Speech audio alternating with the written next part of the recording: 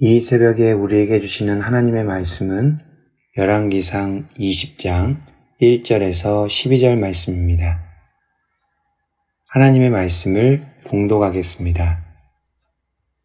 아람의 벤하닷 왕이 그의 군대를 다 모으니 왕 32명이 그와 함께 있고 또 말과 병거들이 있더라. 이에 올라가서 사마리아를 에워싸고 그곳을 치며 사자들을 성 안에 있는 이스라엘의 아합 왕에게 보내 이르기를 벤하닷이 그에게 이르되 내 은금은 내 것이요 내 아내들과 내 자녀들의 아름다운 자도 내 것이니라 하매 이스라엘의 왕이 대답하여 말하기를 내 주 왕이여 왕의 말씀같이 나와 내 것은 다 왕의 것이니이다 하였더니 사신들이 다시 와서 이르되 벤하닷이 이르노라 내가 이미 내게 사람을 보내어 말하기를 너는 내 은금과 아내들과 자녀들을 내게 넘기라 하였거니와 내일 이맘때에 내가 내 신하들을 내게 보내리니 그들이 내 집과 내 신하들의 집을 수색하여 내 눈이 기뻐하는 것을 그들의 손으로 잡아 가져가리라 한지라. 이에 이스라엘 왕이 나라의 장로를 다 불러 이르되 너희는 이 사람이 악을 도모하고 있는 줄을 자세히 알라. 그가 내 아내들과 내 자녀들과 내 은금을 빼앗으려고 사람을 내게 보냈으나 내가 거절하지 못하였노라. 모든 장로와 백성들이 다 왕께 아뢰되 왕은 듣지도 말고 허락하지도 마옵소서 한지라.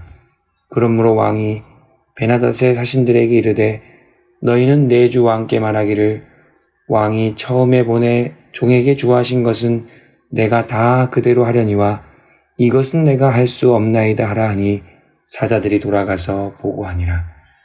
그때 벤하닷이 다시 그에게 사람을 보내어 이르되 사마리아에 부스러진 것이 나를 따르는 백성의 무리의 손에 채우기에 족할 것 같으면 신들이 내게 벌 위에 벌을 내림이 마땅하니라매 이스라엘 왕이 대답하여 이르되 갑옷 입는 자가 갑옷 벗는 자 같이 자랑하지 못할 것이라 하라 하니라.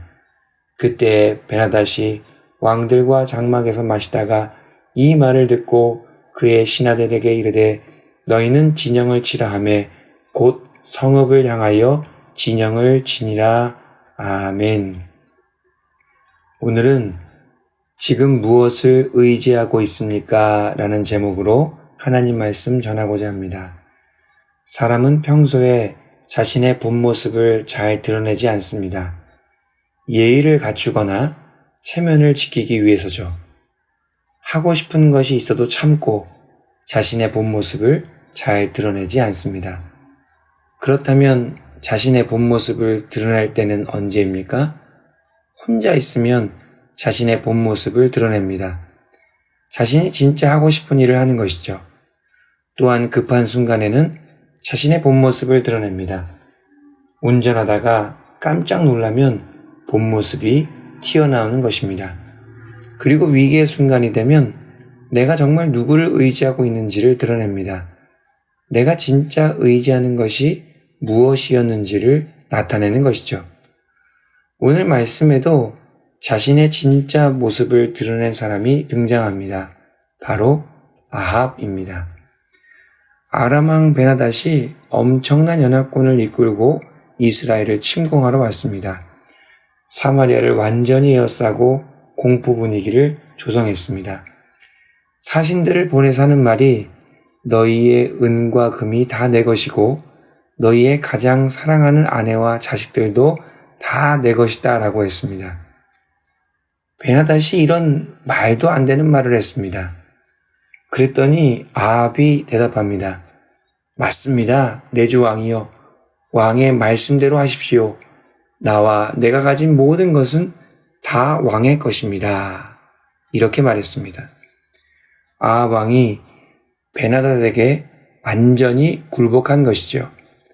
그랬더니 벤하닷이 두 번째로 사신들을 보냅니다. 하는 말이 내가 처음에 사람들을 보낸 것은 너희의 은과 금과 아내들과 자식들을 다 내게 넘기라고 보낸 것이다. 그러니까 내일 내 신하들을 다시 보낼 때에는 그들이 너희 왕궁과 집을 수색해서 원하는 것들을 다 가져올 것이다 라고 말했습니다. 끔찍한 일을 예고한 것이죠. 아합 왕의 발등에 큰 불이 떨어졌습니다. 이제 하루만 지나면 꼼짝없이 모든 것을 빼앗기게 되었기 때문이죠. 아합 왕은 지금 절제절명의 순간에 서 있습니다. 가장 위급한 순간에 그는 자신이 무엇을 의지하고 있는지를 드러냈습니다. 7절 말씀입니다. 이에 이스라엘 왕이 나라의 장로를 다 불러 이르되 너희는 이 사람이 악을 도모하고 있는 줄을 자세히 알아. 그가 내 아내들과 내 자녀들과 내 은금을 빼앗으려고 사람을 내게 보냈으나 내가 거절하지 못하였노라. 지금 아합의 모습을 보면 리더십이 전혀 없습니다.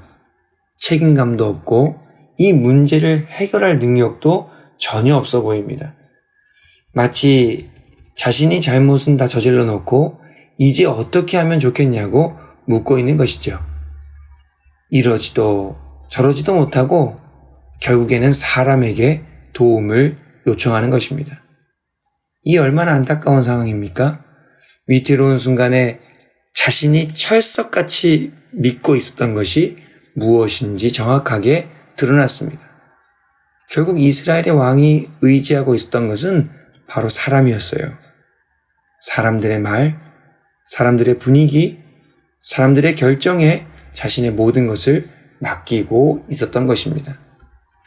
사람들은 아합 왕의 말을 듣고 절대 안 된다고 말합니다. 사람들이 결정을 해준 것이죠. 아합 왕은 사람들이 자신의 입에 넣어준 말 그대로 베나닷에게 거절을 합니다. 이에 베나닷은 사마리아를 완전히 멸망시키기로 결정합니다. 이 상황에서 아합 왕의 가장 큰 문제가 무엇입니까? 이렇게 심각하고 다급한 순간에 하나님을 의지하지 않았다는 거예요. 자신의 힘으로 도저히 감당할 수 없는 일이 생겼으면 바로 하나님께 엎드려야 했습니다.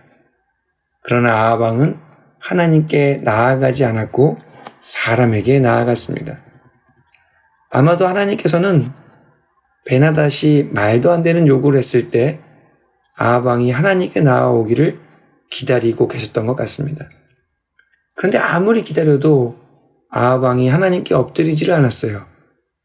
오늘 말씀은 아니지만 13절 말씀에 보면 한 선지자가 아합 왕을 찾아갑니다.